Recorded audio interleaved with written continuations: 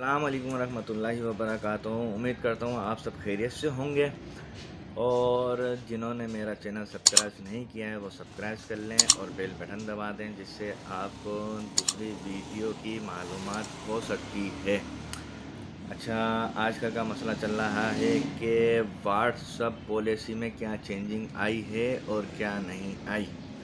صرف what's app پہ policy changing صرف یہ ہوئی ہے، کوئی گستاخ رسول یا کوئی دوسرے مذہب کے لیے بات کرتا ہے تو صرف اسی پہ ایکشن لیا جائے گا، اور کوئی بندہ پرائیویسی باتیں کر رہا ہے، پرائیویسی فوٹو شیئر کر رہا ہے، اس کے لیے کوئی بھی ایشو نہیں ہے۔